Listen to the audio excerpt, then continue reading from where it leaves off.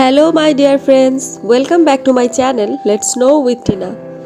আজ তোমাদের নিয়ে যাব ভুবনেশ্বরের একটি প্রাচীন ও অন্যতম প্রধান তীর্থস্থান কেদারগৌরী মন্দিরে, যা ভগবান শিব কেদারেশ্বর এবং দেবী পার্বতী অর্থাৎ গৌরী এনাদের উৎসর্গ করে নির্মিত।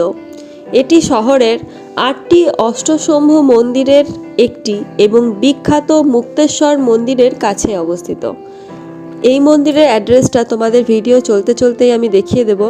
আর এই যে বললাম মুক্তেশ্বর মন্দিরের কাছে অবস্থিত, এই মুক্তেশ্বর মন্দিরের ভিডিওটাও তোমাদের সাথে আমি শেয়ার করব কিছুদিন পর। কথিত আছে দেবী গৌরী এখানে শিবকে স্বামী হিসেবে পাওয়ার জন্য তপস্যা করেছিলেন। ভুবনেশ্বরের অন্যতম প্রাচীন মন্দির হওয়ায় এটি পর্যটক এবং ভক্তদের কাছে বিশেষ জনপ্রিয়। এই যে সামনে যেটা দেখছো, এই অংশটা হচ্ছে মন্দিরে প্রবেশ করার জন্য যে বাইরের গেটটা, একদম বাইরের যে এন্ট্রান্স, এই গেটের সামনেই তোমরা দেখছো দুই পাশে দুটো খুব সুন্দরভাবে সাজানো সিংহ মূর্তি রয়েছে। এই মূর্তি দুটো সত্যি খুবই অসাধারণ লাগছে গেটের সামনে। আর মন্দিরের সামনে এরকম যদি সিংহের দুটো স্ট্যাচু দেখা যায় তাহলে বোঝাই যাচ্ছে এই মন্দির কিন্তু খুব শক্তিশালী বা পরাক্রম এটাকেই রিপ্রেজেন্ট করে।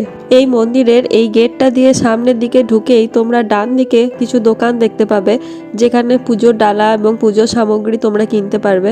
তো সেখানে তোমরা যদি পুজো না নিয়ে যাও এখানেই সংগ্রহ করতে পারো। এরপর সোজা গিয়ে সামনে এই যে মন্দিরটা দেখতে পাচ্ছ, এই সাদা রঙের মন্দিরটা হচ্ছে কেদারনাথের মন্দির অর্থাৎ ভগবান শিবের মন্দির। এই মন্দিরের ভিতরে তোমরা একটা শিবলিঙ্গ দেখতে পাবে, সেখানে নিয়মিত পূজা হয় নামগোত্র ধরে। আর এই সাদা মন্দিরটার অপোজিটেই তোমরা একটা লাল রঙের মন্দির দেখতে পাবে, সেটা হচ্ছে গৌরী মন্দির অর্থাৎ মা দুর্গার মন্দির। এইগুলি ছাড়াও মন্দির প্রাঙ্গণের ভিতরে ভগবান হনুমানের মন্দির, গণেশের মন্দির এবং দেবী দুর্গার আরও 3টি ছোট ছোট মন্দির রয়েছে। মন্দির প্রাঙ্গণে দুটো কুণ্ড বা পুকুর রয়েছে, সেগুলোর নাম হচ্ছে ক্ষীরাকুণ্ড এবং মারিচি কুণ্ড। বলা হয় যে এই কুণ্ডের জলে পবিত্র শক্তি রয়েছে। ক্ষীরাকুণ্ডের জল মানুষকে জন্ম ও মৃত্যুর চক্র থেকে মুক্তি দেয়। অন্যদিকে বিশ্বাস করা হয় যে যদি কোনো মহিলা মারিচি কুণ্ডে স্নান করেন তাহলে তিনি বন্ধ্যাত্ব থেকে মুক্তি পান। কেদারগৌরী মন্দিরে অত্যন্ত উৎসাহ ও উদ্দীপনার সাথে পালিত একটি উৎসব হলো শীতল ষষ্ঠী। এই উৎসবটি ভগবান শিব এবং দেবী পার্বতীর ঐশ্বরিক বিবাহ উদযাপন করে। প্রতি বছর মে বা জুন মাসে এটি পালিত হয়। এই দিনে লিঙ্গরাজ মন্দির থেকে কেদারগৌরী মন্দির পর্যন্ত শিবের একটি শোভাযাত্রা বের করা হয়, যেখানে দেবী পার্বতীর সাথে তার বিবাহ অনুষ্ঠান রীতিনীতির সাথে সম্পন্ন হয়। শীতল ষষ্ঠী ছাড়াও শিবরাত্রি, গণেশ চতুর্থী, নাগ পঞ্চমী এবং হনুমান জয়ন্তীর মতো অন্যান্য উৎসবগুলিও এই মন্দিরে পালিত হয়। কেদারগৌরী মন্দির প্রবেশের জন্য কোনো প্রবেশ মূল্য লাগে না। যদি পুজো দিতে চাও তাহলে মন্দিরের বাইরে অবস্থিত মন্দিরের যে কোনো দোকান থেকেই পূজা সামগ্রী কিনতে পারো এবং এই মন্দিরটা প্রায় সারাক্ষণই সকাল থেকে সন্ধ্যে পর্যন্ত খোলা থাকে। এই মন্দির নির্মাণের পিছনে আরও একটি পৌরাণিক কাহিনী রয়েছে। এটি হলো কেদার এবং গৌরী নামের এক দম্পতি প্রেমে পড়েছিলেন এবং একে অপরকে বিয়ে করতে চেয়েছিলেন। তবে তাদের গ্রামের লোকেরা তাদের সিদ্ধান্তের বিরুদ্ধে ছিল এবং ফলস্বরূপ তারা পালিয়ে গিয়ে এই জায়গায় আশ্রয় নিয়েছিল, যেখানে এখন এই মন্দিরটি অবস্থিত।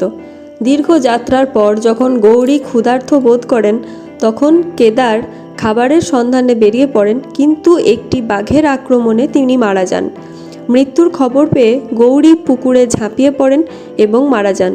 তো বিশ্বাস করা হয় যে এই মর্মান্তিক কাহিনী শোনার পর রাজা ললাটেন্দু কেশরী প্রেমিক প্রেমিকাদের প্রতি শ্রদ্ধা জানাতে এই মন্দিরটি নির্মাণ করেন। তাই অনেক দম্পতি আজ সুখী বিবাহিত জীবনের জন্য এই মন্দিরে আসেন আশীর্বাদ পেতে। তবে এটা একেবারেই প্রচলিত কথা কাহিনী, এর সত্যতা আমরা যাচাই করিনি। এই কেদারগৌরী মন্দিরের ভিডিও এখানেই শেষ করলাম বন্ধুরা।